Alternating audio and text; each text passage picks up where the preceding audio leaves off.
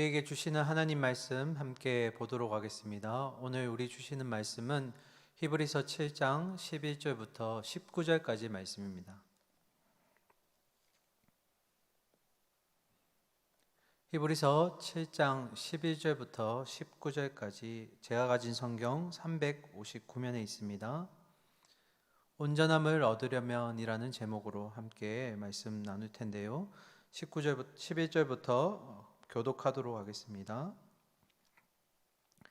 레위 계통의 제사 직분으로 말미암아 온전함을 얻을 수 있었으면 백성이 그 아래에서 율법을 받았으니 어찌하여 아론의 반차를 따르지 않고 멜기세덱의 반차를 따르는 다른 한 제사장을 세울 필요가 있느냐? 제사 직분이 바뀌어졌은즉 율법도 반드시 바꾸어지리니 이것은 한 사람도 제단 일을 받들지 않는 다른 지파에 속한 자를 가리켜 말한 것이라. 우리 주께서는 유다로부터 나신 것이 분명하도다. 이 지파에는 모세가 제사장들에 관하여 말한 것이 하나도 없고 멜기세덱과 같은 별다른 한 제사장이 일어나는 것을 보니 더욱 분명하도다. 그는 육신에 속한 한 계명의 법을 따르지 아니하고 오직 불멸의 생명의 능력을 따라 되었으니 증언하기를 내가 영원히 멜기세덱의 반차를 따르는 제사장이라 하였도다. 전에 있던 계명은 연약하고 무익함으로 패하고 다 함께 율법은 아무것도 온전하게 못할지라 이에 더 좋은 소망이 생기니 이것으로 우리가 하나님께 가까이 가느니라. 아멘. 할렐루야. 이번 한 주도 하나님과 잘 동행하셨습니까? 자, 오늘도 우리가 히브리서 7장의 말씀을 통해서 말씀을 나눌 텐데요. 오늘은 우리가 가지고 있는 믿음 생활을 하면서 가지게 되는 몇 가지 의문점들, 그 중에서도 대표적으로 왜 예배를 드려야 할까? 또는 왜 하나님을 믿어야 하지? 왜 하나님과의 관계를 형성해야 될까라는 이런 신앙에 있어서 어떻게 보면 근본적인 문제들, 질문들과 또 때로는 믿음 생활을 하면서 가지게 되는 의심들에 대한 어쩌면 답이 되지 않을까라는 생각으로 말씀을 함께 준비하며 나누려고 합니다. 그래서 우리가 함께 오늘 말씀을 나눌 때 예배를 왜 드려야 할까? 하나님과 나와는 어떤 관계이며 내가 왜 하나님을 믿어야 할까? 이런 근본적인 질문들에 대한 답이 여러분과 저의 앞으로의 신앙생활 가운데 답이 되고 또 이끌어가는 힘이 되기를 소망합니다. 자, 먼저 우리 복습하는 마음으로 7장의 구조 다시 한번 생각해 볼 텐데요. 먼저 첫 번째로 지난주에 우리가 나누었던 말씀을 보면 히브리서 7장 1절부터 10절까지 예수님의 이름은 등장하지 않았지만 그러나 멜기세덱과 그의 제사장직에 대해서 창세기 14장인 이 내용을 통해서 소개가 되었습니다. 여기에는 이제 멜기세덱에 대한 소개가 먼저 나왔고요. 그리고 11조라는 개념과 축복이라는 개념을 통해서 어떻게 해서 멜기세덱이 아브라함과 레위 제사장들보다 우월할 수 있는가에 대해서 근거로 보여주는 모습을 보게 되었습니다. 다시 설명드리면 아브라함이 멜기세덱에게 드린 11조는 낮은 자가 높은 자에게 드릴 수 있는 모습이며 또한 멜기세덱이 아브라함에게 다시 축복했던 모습은 높은 자가 낮은 자에게 하는 축복의 모습입니다. 그래서 이 두 가지의 모습을 볼 때 멜기세덱은 아브라함보다 그리고 아브라함을 통칭해서 이제 이스라엘로 보게 되면 레위 제사장들보다 높다라는 것을 보여줍니다. 이 두 가지의 비교를 통해서 결국 멜기세덱의 서열로 오신 예수 그리스도는 레위 지파에 속한 제사장들보다 우위에 있다는 것을 우리가 지난주에 살펴보았습니다. 그리고 두 번째로 오늘 보실 내용은 그리스도는 멜기세덱의 서열을 따르시는 대제사장이라는 내용인데요. 이 내용은 시편 110편 4절의 말씀을 토대로 해서 말씀이 나누어지게 됩니다. 그리고 우리 다음 주에 보실 히브리서 마지막 7장 20절부터 28절까지는 영원한 우리의 대제사장 되시는 예수 그리스도에 대해서 살펴보도록 하겠습니다. 자, 그러면 오늘 11절 말씀 읽으면서 본문 말씀 보도록 하겠습니다.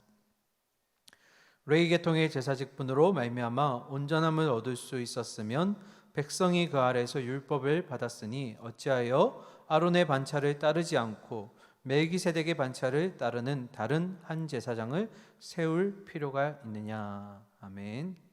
자, 11절을 우리가 주목해 볼 때 이 내용이 조금 어려울 수 있어서 아주 쉽고 명확하게 잘 소개한 바른 성경 버전으로 우리가 11절 다시 보도록 하겠습니다. 바른 성경 버전으로 11절 보시면, 만약에 레위 계통의 제사장 직분을 통하여 온전함을 얻을 수 있었다면 왜 하나님은 아론의 계통을 따르지 않고 멜기세덱의 계통을 따르는 다른 제사장을 세우실 필요가 있었겠는가? 라는 내용입니다. 그 내용은 결국 레위 제사장들이 온전함이라는 것이 있는데 그것을 주는데 실패했다라는 겁니다. 그래서 이 실패는 결국 다시금 누군가가 온전함을 주기 위해서 새롭게 세워져야 된다는 내용이 11절의 내용입니다. 여기에서 우리가 주목해 볼 단어는 바로 온전함입니다. 도대체 온전함이라는 것이 무엇이길래 레위 제사장들은 실패했는데도 불구하고 이 온전함을 주기 위해서 새로운 대제사장까지 세우게 되었는가? 이 온전함에 대한 답은 우리가 마지막 18절과 19절 말씀 보신 후에 답을 내리도록 하겠습니다. 이어서 12절 말씀 보도록 하겠습니다. 제사 직분이 바뀌었은즉 율법도 반드시 바꾸어지리니. 아멘. 자, 12절의 시작이 제사 직분으로 되어 있습니다. 여러분, 제사 직분을 수행하는 자가 누구죠? 바로 제사장이죠. 그렇다면 12절은 결국 제사장이 바뀌면 그것과 연관된 율법도 반드시 바뀌어야 한다라는 내용입니다. 아니, 제사장이 바뀌는데 율법이 또 바뀐다는 의미는 무엇일까? 그 의미는 제사장직이 바로 율법에 근거하고 있기 때문입니다. 그러면 제사장들에게만 문제가 있는 것이 아니라 그 제사장직이 근거하고 있는 바로 율법에도 문제가 있기 때문에 이 율법은 폐지가 되어야 된다라는 내용이 12절의 내용입니다. 그러면 여기서 우리는 궁금증과 문제 제기를 할 수가 있습니다. 그건 바로 하나님이 직접 제정하신 것이 율법이고 알려주신 것이 율법인데 이 율법에 문제가 있고 폐지가 되어야 한다? 그렇다면 더 나아가서 율법을 기록한 성경에도 오류가 있다는 것인가? 이런 질문을 가지게 될 수 있다는 겁니다. 그럼 이것에 대한 답은 어떻게 해야 될까요? 우리 지난주 말씀에 보았던 히브리서 7장 8절의 말씀으로 복습하면서 함께 이 문제에 대한 답을 내려보도록 하겠습니다. 7장 8절입니다. 또 여기는 죽은 자들이 10분의 1을 받으나 저기는 산다고 증거를 얻은 자가 받았느니라. 아멘. 자, 7장 8절에 보시면 먼저 죽을 자들이 10분의 1을 받는다 되어 있습니다. 이 죽을 자들은 바로 레위 지파의 제사장들을 의미합니다. 이들을 죽을 자라고 표현한 것은 결국 그들은 언젠가는 죽을 수밖에 없는 유한하고 그리고 일시적인 존재일 수밖에 없다라는 겁니다. 그들이 드렸던 제사 또한 일시적이었습니다. 백성들이 가지고 있던 죄들을 끌어모아서 제사장이 들고 들어갔고 그 제사장이 들어갈 때 그냥 들어가는 것이 아니라 희생제물의 피를 가지고 들어가 그곳에서 뿌리는 역할을 감당했습니다. 그런데 이 제사는 그냥 한 번만 드리는 것이 아니라 매년마다 반복해서 드리게 되는 것입니다. 이런 유한한 제사장 그리고 일시적인 제사의 모습은 우리에게 영적인 허기짐과 그리고 한 가지로의 갈망을 우리가 표현하게 됩니다. 그래서 영원한 제사장은 없는 것일까? 한 번에 드릴 수 있는 제사는 없는 것일까? 라는 이러한 우리의 영적인 공허함과 질문들로 바로 이어지게 된다는 것입니다. 그래서 결국 구약에 나타난 제사장들 그리고 구약에서 행해졌던 제사는 첫 번째 의미로 한계를 보여준다라는 겁니다. 한계성을 가지고 있다는 것이고요. 또한 그 한계성은 결국 두 번째로 우리의 영원한 제사장이신 예수 그리스도 그리고 그 예수 그리스도가 영단번에 드리시는 제사를 보여주는 예표의 모습이 된다라는 겁니다. 여러분, 예표가 뭐죠? 예표는 앞으로 있을 일을 미리 보여주는 징조, 보여주는 징후를 얘기합니다. 그러니까 구약의 한시적인 제사의 모습과 그리고 제사장의 유한한 모습을 통해서 완전한 예수님의 제사장직 그리고 영단번에 드려지는 제사를 향해서 나아가고 있는 모습을 우리가 보게 되는 것입니다. 정리하면 예수 그리스도로 인해서 이전에 임시적이고 유한했던 제사장과 제사제도는 모두 폐지가 되게 된 것입니다. 그리고 구약의 율법에 오류가 있다는 것은 정확한 의미에서는 오류가 있는 것이 아니라 구약의 율법의 모든 방향성이 예수 그리스도에게로 향해 있다는 것입니다. 이것이 바로 12절의 의미가 되겠습니다. 자, 넘어가겠습니다. 13절. 이것은 한 사람도 제단 위를 받들지 않는 다른 지파에 속한 자를 가리켜 말한 것이라. 자, 13절의 시작이 이것은 이라고 되어 있는데 원문을 정확하게 보면 복수형으로 되어 있어요. 이것들이라고 되어 있어요. 이것도 역시 바른 성경에서 잘 해석을 해주셔서 우리 그 버전으로 한번 보도록 하겠습니다. 13절. 이것들이 가리키는 분은 다른 지파에 속한 사람인데 그 지파에 속한 사람은 아무도 제단에서 섬긴 적이 없습니다. 무슨 의미일까요? 구약에서 제사를 감당했던 지파는 어느 지파죠? 레위 지파잖아요. 다른 지파들은 제사에 관여된 임무도 없고 그리고 그것을 드려본 적도 없어요. 그런데 우리에게 찾아오실 영원한 그 대제사장은 레위 지파가 아니었죠. 그러니까 유다 지파에 속하신 예수님은 그리고 그 유다 지파는 한 번도 이 제사와 관련돼서 섬긴 적이 없었다라는 거예요. 그렇죠? 구약의 율법에 의해 제사장과 제사장직은 오직 레위 지파에서 담당했어요. 그래서 그 외에 다른 지파들은 이 일과 관련된 적이 없다는 것을 지금 13절이 우리에게 소개하고 있는 거예요. 자, 그러면서 이제 본격적으로 우리의 영원한 대제사장을 14절부터 소개합니다. 14절과 15절 보겠습니다. 우리 주께서는 유다로부터 나신 것이 분명하도다. 이 지파에는 모세가 제사장들에 관하여 말한 것이 하나도 없고 멜기세덱과 같은 별다른 한 제사장이 일어난 것을 보니 더욱 분명하도다. 아멘. 14절과 15절에는 예수님에 대한 소개가 세 가지가 나옵니다. 한번 볼까요? 첫 번째, 예수님 어디로부터 나오셨다고요? 유다 지파로부터 나오셨습니다. 레위 지파가 아니라 유다 지파라는 거예요. 자, 벌써 주무시면 안 돼요. 눈 뜨시고. 자, 두 번째, 유다 지파, 예수님이 나오신 그 유다 지파는 모세가 제사장 직분에 대해 말한 것이 아무것도 없습니다 라고 기록되어 있어요. 그죠? 그리고 마지막 세 번째, 멜기세덱 같은 다른 제사장으로 그분은 일어나셨습니다 라고 기록되어 있어요. 저를 보지 마시고 14절과 15절을 보세요. 그렇게 기록되어 있습니다.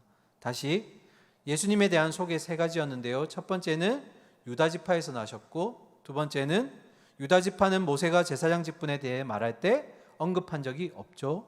그리고 세 번째, 멜기세덱 같이라고 되어 있는 것은 좀 조사를 바꿔서 얘기하면 멜기세덱처럼 또는 멜기세덱의 방식과 같이 다른 제사장으로 일어나셨다라고 예수님을 지금 소개하고 있는 거예요.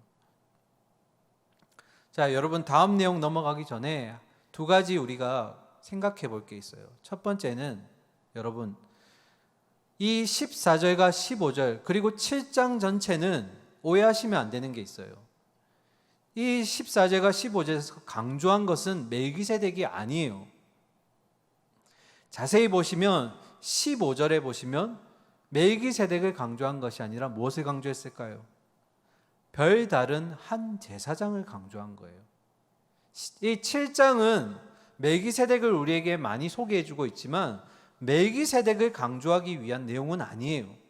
오히려 멜기세덱의 서열을 따라 오신 그 제사장을 소개하기 위한 멜기세덱은 일종의 발판 역할이 된다라는 거예요. 그런데 우리가 자꾸 멜기세덱을 자꾸 오해하게 되면 어떻게 되냐면 멜기세덱이 마치 예수님의 조상처럼 오해할 수 있다라는 거예요.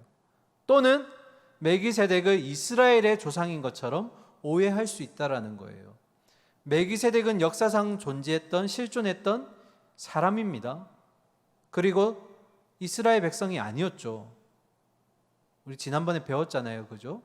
그런데 자꾸 우리가 멜기세덱을 예수님과 연관짓다 보니까 멜기세덱이 마치 이스라엘의 조상인 것처럼, 또는 예수님의 어떤 계보를 이어가시는 그런 조상이 있는 것처럼 오해할 수 있다는 거예요. 전혀 그렇지 않습니다. 자, 이걸 오해하시면 안 되고, 두 번째는 우리가 복습하는 개념으로 우리 3단 논법 지난주에 기억나시죠? 한 번만 복습하고 넘어가겠습니다. 첫 번째, A는 B다 했던 A는 뭐였죠? 멜기세덱의 서열을 따르는 대제사장이신 누구요? 그리스도는, 그죠? 그리스도, A가 그리스도가 되는 거예요. 그리스도는 B, 멜기세덱의 서열을 쫓는 대제사장이십니다. 이게 A는 B였죠. B는 뭐였죠? 멜기세덱의 서열을 쫓는 대제사장은 C가 뭐였죠? 레위의 서열을 쫓는 제사장들보다 우월하십니다. 그래서 결론은 뭐였죠? 그래서 그리스도는 레위의 서열을 따르는 대제사장들보다 우월하십니다. 우리가 이렇게 A는 B, B는 C, 그래서 A는 C라는 3단 논법이 이 히브리서 7장에 아주 중요한 맥락을 가지고 있다는 것 잠깐 기억하고 우리 다음 구절로 넘어가도록 하겠습니다. 자, 16절입니다. 우리 16절 같이 읽겠습니다. 시작. 그는 육신에 속한 한 계명의 법을 따르지 아니하고 오직 불멸의 생명의 능력을 따라 되었으니. 아멘. 16절에 보면 두 가지 대조되는 개념이 나옵니다. 첫 번째, 육신에 속한 한 계명의 법이 있고요, 뒤에는 능력이라고 나와 있어요. 두 가지가 대조되는데 16절의 말이 좀 어려워서 여러분에게 쉽게 소개해 드리겠습니다. 이번에는 이제 현대어 성경 버전인데요, 제가 한번 읽어 드릴게요. 16절. 이 새로운 대제사장은 육신에 속한 한 계명의 법의 요구에 따라 되신 것이 아니라 다함이 없는 생명에서 흘러나오는 힘을 근거로 하여 되신 것입니다. 이게 16절의 정확한 의미가 될 겁니다. 그러면 육신에 속한 한 계명의 법은 뭐죠? 다른 말로 하면 그동안 레위 지파가 지켜왔던 그 제사장들이 지켜왔던 그 율법을 얘기하는 거예요. 구약의 그 율법들.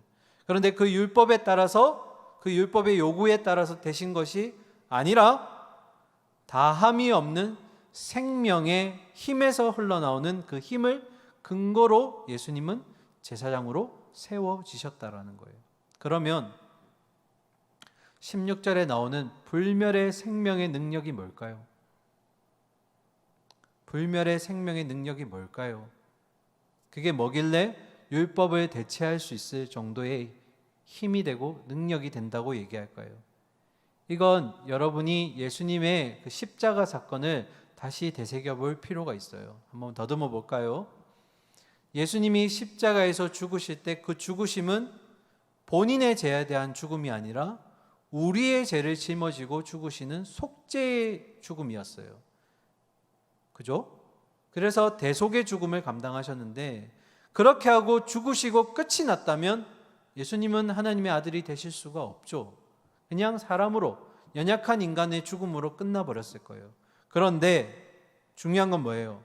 그분이 부활하심으로써 그 이전에 있었던 죄의 권세, 사망의 권세를 모두 깨트리셨다라는 거예요. 그 사망의 권세를 이겨내셨다라는 거예요. 그와 관련된 말씀이 로마서 6장 9절인데요.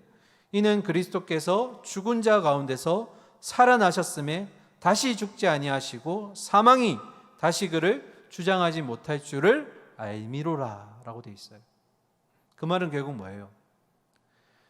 불멸의 생명의 능력은 바로 부활하신 그 사망의 권세를 이기신 예수님을 얘기하는 거예요.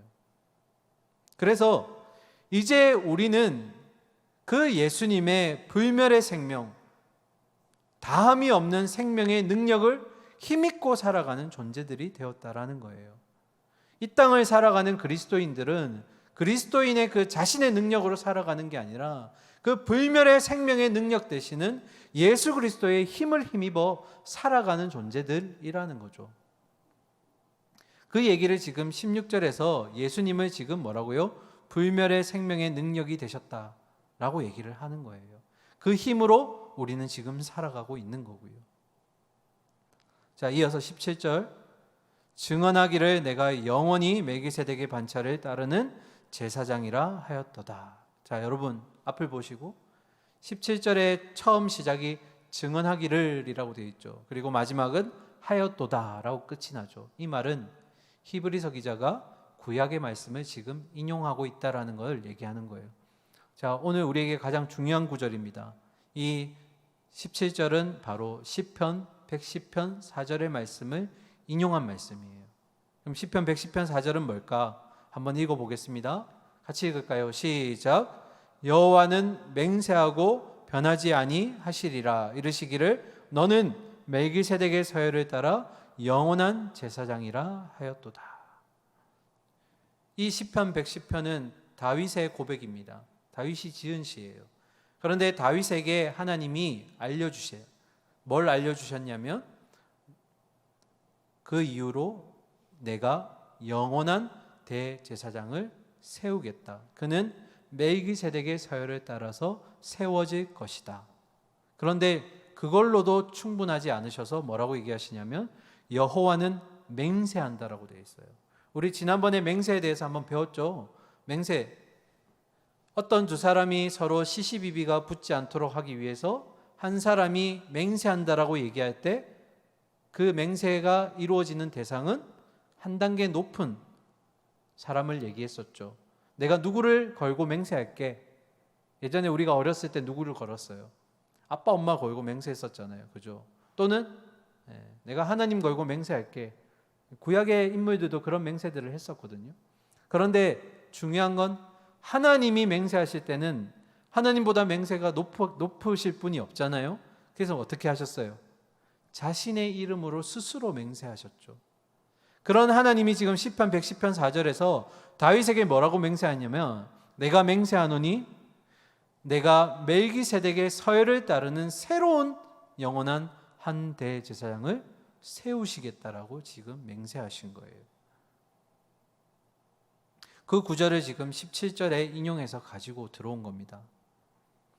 그리고 이어서 18절과 19절, 전에 있던 계명은 연약하고 무익함으로 패하고 율법은 아무것도 온전하게 못할지라. 이에 더 좋은 소망이 생기니 이것으로 우리가 하나님께 가까이 가느니라. 여러분 성경 보시다 보면 중간중간에 가로가 있죠.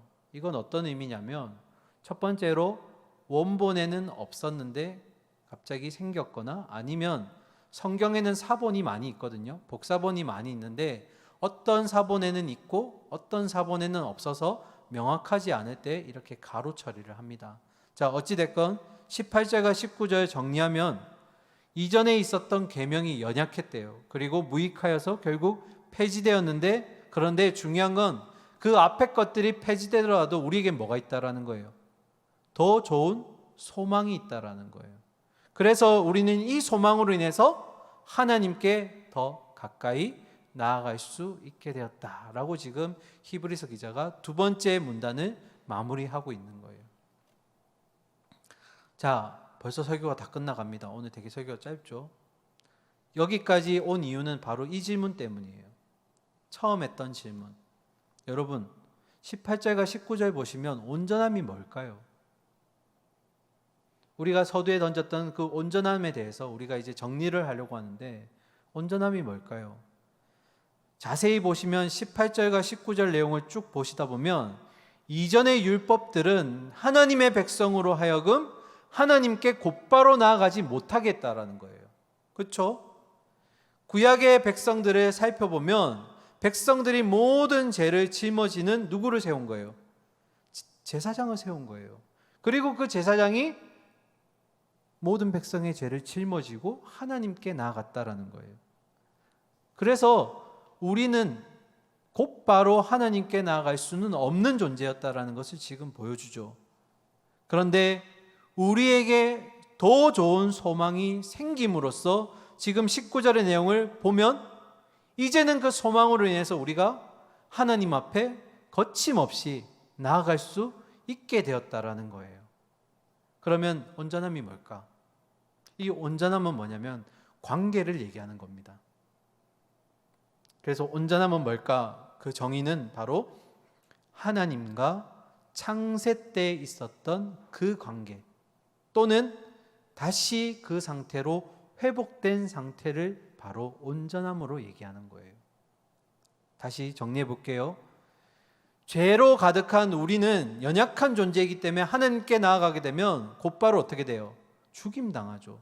사망에 이르게 됩니다. 그런 모든 죄를 짊어지고 구약의 제사장들은 제사로 나아갔어요. 하지만 우리에게 더 좋은 소망이 생겼고 그 소망 때문에 우리는 이제 마치 휘장이 찢어져서 더 이상 지성소와 성소가 구별이 없어진 것처럼 하나님 앞에 담대히 나아갈 수 있는 담력이 생겼다라는 거예요. 그 모습이 언제 있었던 모습이에요? 하나님이 첫사람 아담과 하와를 만드셨을 때 그 모습이라는 거예요. 아담과 하와는 늘 그 에덴 동산에서 하나님과 교제하며 살았어요. 막힌 담이 없었다라는 거예요. 뭐가 없었기 때문에? 그들 안에 죄가 없었기 때문에. 그러니까 이 온전함은 뭐라고요? 하나님과 우리 사이의 관계성을 얘기할 때 나오는 단어예요. 그래서 우리가 온전함을 얻는다는 건 결국 뭐예요?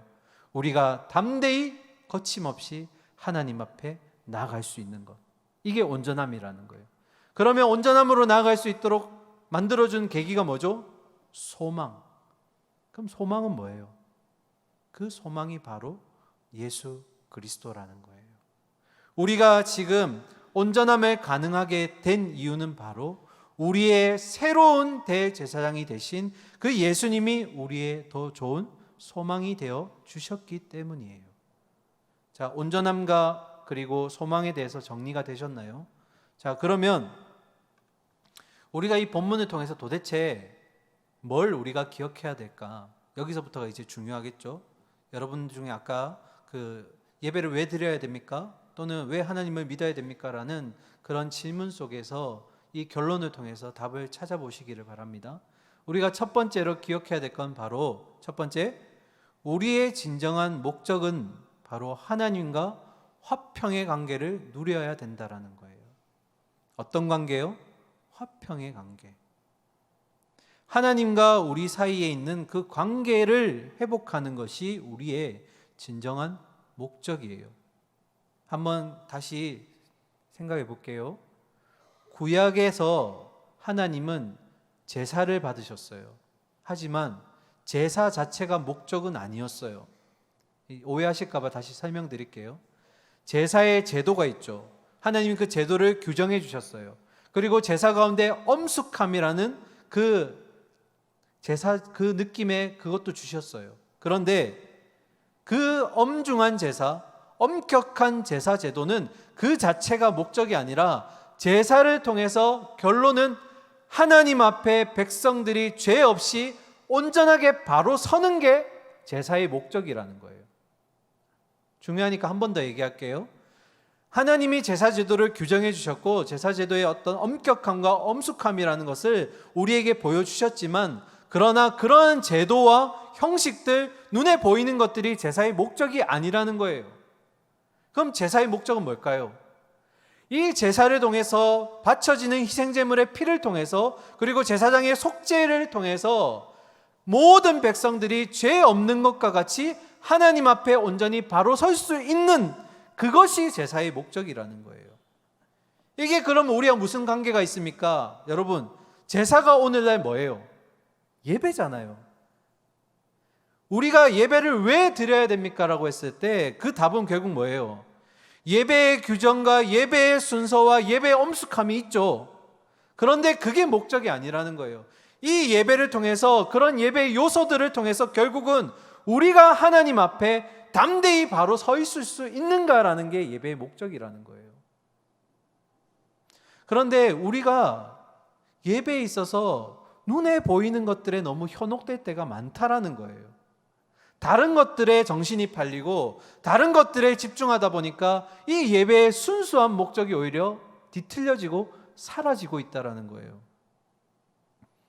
예를 들면 우리 청년 예배는 대예배임에도 불구하고 되게 순서가 심플하죠. 되게 단순합니다. 찬양, 기도, 말씀, 결단, 이게 다예요. 그러면 예배가 간단하면 은혜가 덜한가요?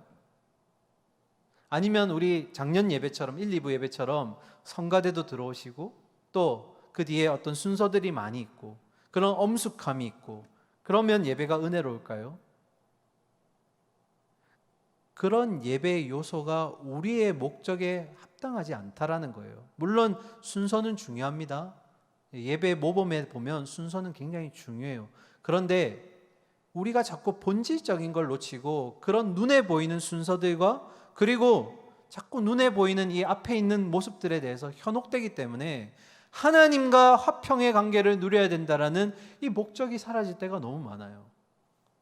오늘은 찬양 인도자가 시커먼 옷만 입고 나왔네. 오늘 반주가 왜 저래? 진짜 그런 얘기 아니에요. 예를 든 거예요. 오늘 목사님 머리 스타일이 지난주와 똑같네. 안 감았나? 이런 것들로 자꾸 현혹이 되면 하나님이 여러분에게 부어주시려고 하는 은혜가 막혀버린다라는 거예요. 예배는 뭐라고요? 예배의 가장 중요한 목적은 바로 하나님과 우리가 만날 수 있는 교제의 장소이기 때문에 우리가 하나님 앞에 바로 온전히 서는 게 예배의 목적이라는 거예요. 여러분 오늘 순모임 하실 때 꼭 이 질문에 대해서 서로 답을 나누어 보시기 바랍니다. 어떤 질문이냐면 우리의 예배는 형식에만 너무 익숙해져 있고 치우쳐져 있지 않은가? 또는 예배 안에 눈에 보이는 것들에 너무 현혹되어서 예배의 본질과 목적을 잃어버리고 있지는 않은가? 예배를 통해서 우리가 살아야 돼요. 예배를 통해서 우리가 한 주를 살아갈 힘을 얻어야 돼요. 그런데 자꾸 다른 것들 때문에 그 힘을 얻지 못하고 그냥 예배를 드리는 게 아니고 보고 가는 이들이 많다라는 거예요. 사랑하는 우리 청년 여러분, 예배는 보는 게 아닙니다. 드리는 겁니다. 그리고 예배 가운데 하나님이 주시는 만나와 메추라기 같은 은혜가 여러분에게 임하기를 소망합니다. 그러기 위해서는 여러분이 하나님 앞에 바로 서셔야 돼요. 하나님과의 그 화평의 관계가 세워져 있어야 돼요. 그런데 그러기 위해서 두 번째 우리가 기억해야 될 건 바로 우리가 하나님과 화평의 관계를 누리기 위해서는 반드시 누가 필요한 거예요? 더 좋은 소망이신 예수 그리스도가 필요하다는 거예요. 누가 필요하다고요? 예수 그리스도가 필요하다는 거예요.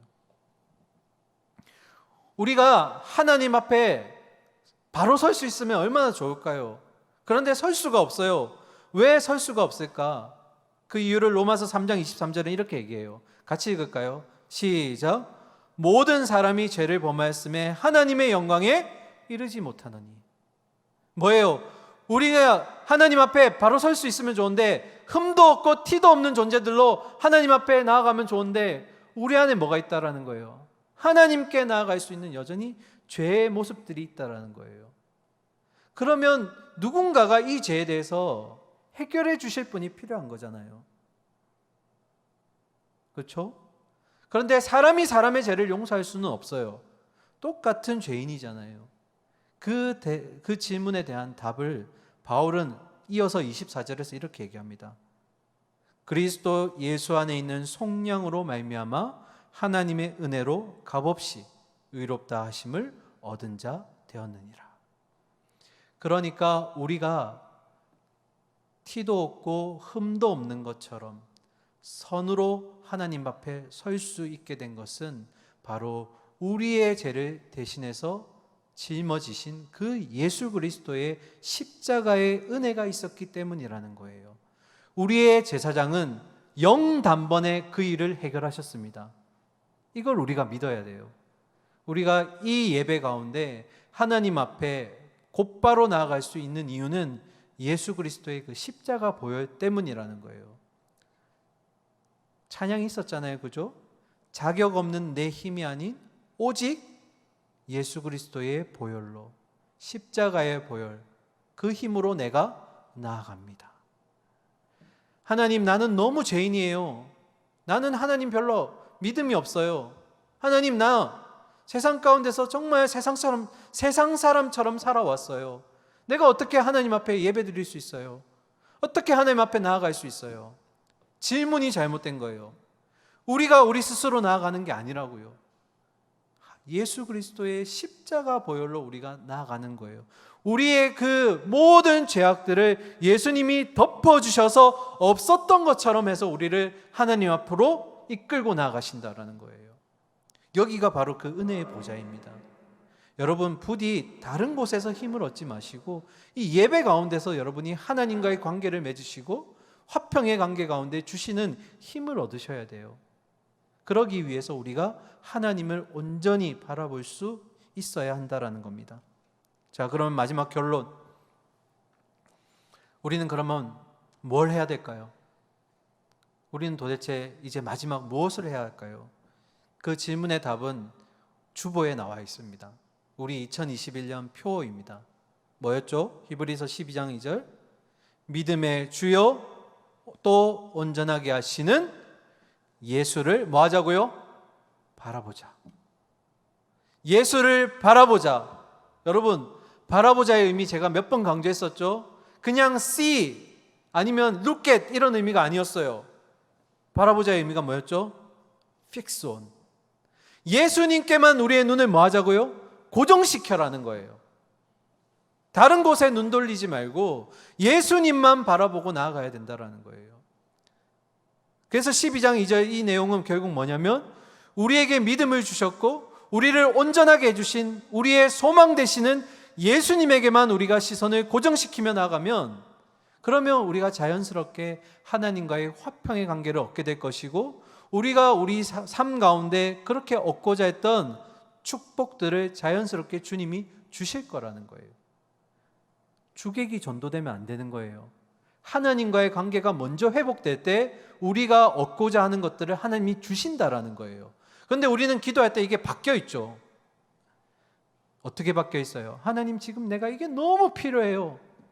하나님, 이것 좀 주세요. 하나님, 이거 안 주시면 나 하나님 안 믿을 거예요. 기도의 순서가 잘못된 거예요. 끈질김의 가치가 필요하지만 그 전에 뭐가 있어야 되는 거예요? 정당성이 있어야죠.